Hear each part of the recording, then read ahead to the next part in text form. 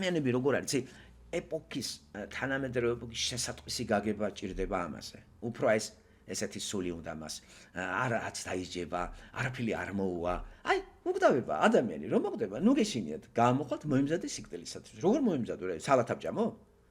როგორ მოიმზადო ახლა სიკვდილისათვის გამაგებინეთ რა. აბანოში შევიდე, დავიბანო, რაც ნიშნავს მოიმზადე სიკვდილისათვის? ჯერეთი სიკვდილი არის. სიკვდილი ხო არ არის ბიბლიის თანახმად. რას უწოდებთ სიკვდილს? სხეულიდან სულის გამოსვლა სიკვდილი არის ამ მისტიკოსების გაგებით და მე სად იფარფატებს ეს სული? რა წარმოდგენებია რეებს ბოდავ? რატომაც ეს ბოდვები უფრო მისაღებია ხალხისთვის და რატომ?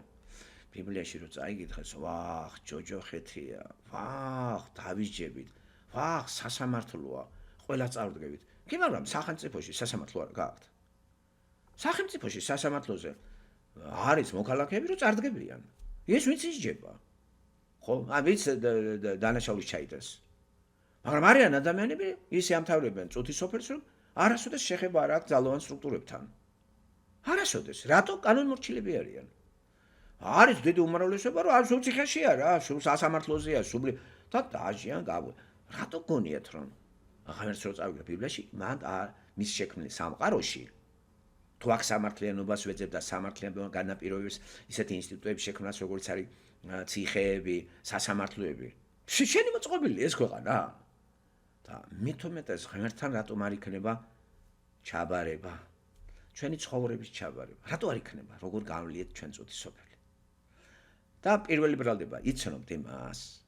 და არა ის, აი ღმერთო, აი მე ხომ კაცო, ეს გავაკეთე, ის დიპლომი ავიღე.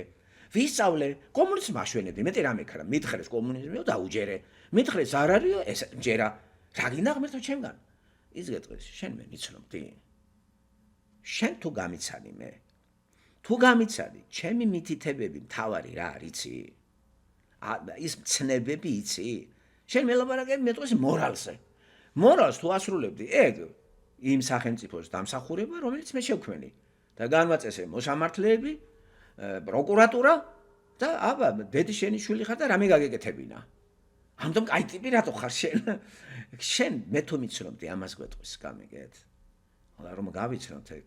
ამიტომ არის ღვთის წიგნი. აი ესეც სახელწოდებს წიგნი ბიბლია.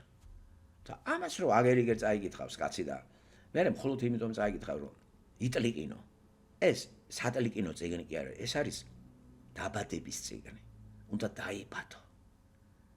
დაბადებული ადამიანი ფიქრობს, რომ დაიბადები იმ საკვებზე, რომლის თავწყარო არის ღმერთი. და ესეც საკვებია საღვთო წერილი. სული თუ დაიბადა, მოთხოვნილებაში თუ ეს არა გაქვს, უნდა იმუშაო კიდე. ესეთი მაგალითი რა ვიღო ბიოლოგიური მაგალითი.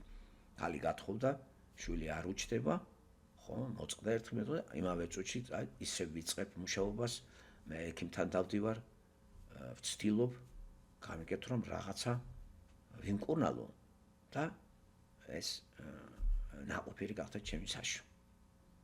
ასევე რო წაიგითხე ჩემო კარგო, ხო გათხოვდებიან ბევრი ქალები და შვილი არ უჩდებათ. იწყება კვლევა. ხო, და კვლევა ძიების შედეგად უკვე მიდიანი თუ ხელი ჩაიქნე, არაფერი არ გამოვა. და ასევე საღვთო წერილი დაიბადე და მოთხოვნილება არა გაქვს მაგისი. მაშინ რაშია საქმე? მოთხოვნილება თუ არა გაქვს ბავშვის გაჩენისა, შენ არც მკურნალობას დაიწყებ. გამორიცხულია. ხო, ჩაიქნებ ხელს. გაქვთ მოთხოვნილება ღმერთთან ურთიერთობისა თითოეულ ჩვენთაგანს გვაქვს. მე თქვენ თქვენ თუ მე ჩემი მოთხოვნილება არის მასთან სიარული. მე ყველაფერი მინდა გავიგო ღმერთის შესახებ, რასაც ის განმიცხადებს და სხვა საშუალება არ არის გარდა ბიბლიისა. სხვაგან რო ვეძებდი, სხვა ლიტერატურულ წყაროებში, ეს თუნდაც ფიზიკა, თუნდაც რა ფიზიკა გონიათ რა იდეალისტური ფიზიკა არ არის? და ღმერთებზე რა აინშტაინი რა იმაზე ლაპარაკობს ათეიზმზე? აინშტაინიც იმით მაინტერესებდა, რომ აბა რა წარმოა კანტი რით მაინტერესებდა მე. პლატონი რით დამაინტერესა? ღმერთს ეძებდა. და აი ეს არის რაღაცა სულის უგდება. აგერ აი პლატონის ფედონი, სოკრატე აყალიბებს ამას ხო მისი გმირი. სულის უკდავება. აქ ახლა გავჩერდე. სულის უკდავება, რა ვიცი, ხა სული უკდავია. ეს რა მერე? უკდავია. აქამდეც ვერ მიდის ბევრი.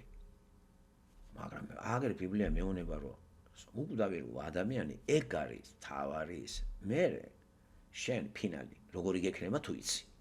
შენი უკდავი სული ან ღმერთთან იქნება, ან არა. და თუ ღმერთთან არ იქნება, ეს იქნება ტანჯვა. აი ამას არავინ არ იძახის ქრისტიანული ბიბლიის გარდა. არც ერთი რელიგია არ იძახის ამას. ყველა რელიგიაში არის ადამიანი გადარჩება, გადარჩენილია საქმეებით და პრაქტიკული გამოცდილებით. აქ კიდე გვეუბნება, რომ შენი საქმეებით ვერ გადარჩები.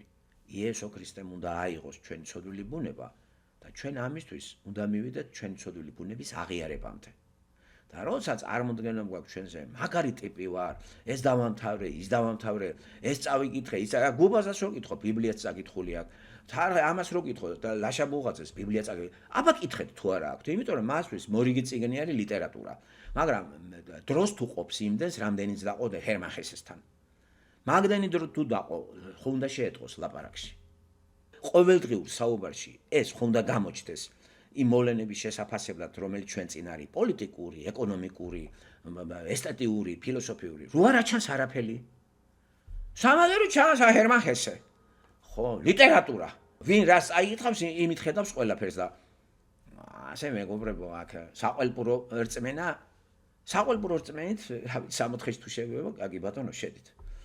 ცხოვრების ციგნი რატომ არის ეს? იწყება გაცნობა, როგორც გაცნობა, ეს არ უნდა მოგშორდეს მთელი ცხოვრების მანძილზე.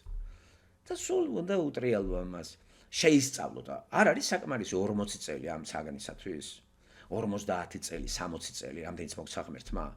და ვინ იტყვის, რომ გადავადებას აქვს ადგილი? მაიცა ჯერ არა, რა დროს ბიბლია, მოიცა ჯერ. არა, როცა მოვხუცდე, რაც სამშაბლოს თავს დავანე, მე წავიკითხავ. რამდენი ესე აკეთებს იცით? აგერ თავთან დავიდებ. თავარია მაგიდაზე იდოს. თავარია ჯვარი ხომ იგიდია. ბიჭო, აგერ მღვდელთან მივედი, ღმერთო მეტი რა გინდა. ზიარებაზე ხო დავდივარ. გავაღე პირი მთარე ყოვზი. სანთელიც ვაქვს ჩემხელა. სურათები, ბატონო, ჩემოდი სახში 4-ვე კედელი სავსე მაქვს. რა გინდა ღმერთო მე? მორწმუნეობა რა არის? ის მეტყვის, იცი რას გეტყვი? შენ მე გითხარი. აბა, მიჩვენე სად გითხარი, ეგრე მოიქეცი. ვერამ ვერ გავიმართლებ თავს, იმიტომ რომ ერთხელ იქნება ადამიანი მოგდა, მერე სასამართლო. ამიტომ არ მოსწონთ ბიბლია არავის და ლიბერალებმა დიდი შრომა დაწიეს 200 წლის განმავლობაში, რომ კაცობრიობა იქამდე მიიყვანენ, რასაც ახლა უყურებთ.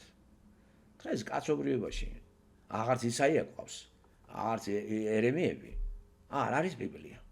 ამ ბიბლიას კიდე დააცხრა ლიბერალები და ლიბერალების ინტერპრეტირებული ბიბლია შევიდა ტაძრებში და ზოგს ტანჯვის ფსიქოლოგია, ფილოსოფია შეუტანა და აქედან ალერგია აქვს ქართველებს. მაგალითად ლაშა ბუღაძეს, დევდარიანს, აი პრავოსლავიეს გადამკიდე იძახეს ეს რა რელიგიაა და გადაბრუნდნენ ლიტერატურულ იმებში მორწმუნეებთან. ლიტერატორი რო წერს ღმერთზე. ნორვეგიელი ლაპარაკობს ღმერთზე და აუ ეს სიკვდილის სიცოცხლე. თითქოს ახლა ბიბლია არ გველაპარაკებს, ბიბლია ლაპარაკობს სიცოცხლეზე. ერთადერთი წიგნია სიცოცხლის წიგნი. მან სიკვდილი არ არის. გაიგეთ, სიცოცხლე არის ღმერთთან და ღმერთს გარეშე. ეს ახლა არც ერთ წერილს არ უთქვია. რამენაირად ვიცნობთ ახლა, მანდ ესენი იცნობენ ახლა ლიტერატურას, მით უმეტეს ახლა და ჩაკეტილი არ არის, თორე ესენი თვითონ დაიყრდნენ და ჩვენ დაგვიმალავდნენ. ახლა ყველაფერი არის ეგერ. და რამენაირად ადამიანმა იცის, სუმცირე ორი ენა და წაიგითხავს რა ლიტერატურას ერთი. იმის მაგურად რომ მეტი დრო ამ წიგს დაუთმოთ. აქედან ღმერთი გველაპარაკება. ჩამოყალიბდეს ჩვენი რწმენა და მოგვარდება რაც მეტი გამრავლება ესეთი ადამიანი დროებით სამყაროს მოაგვარებ და აღარ იქნება საღორე და საქათმე თბილისი. აი ამის ის რო არის რაღაცა კონტრასტი საღორის და საქათმის. და აღარ იქნება ქვეყანა ცხოველების ეზო. იმ წერილიც არ იყოს ამერიკელის ხო? ორველი. თავიანთი გაგება აქვს თქვათ სულის უკდავებაზე. აი როგორც არიან ესენი ოკულტისტები.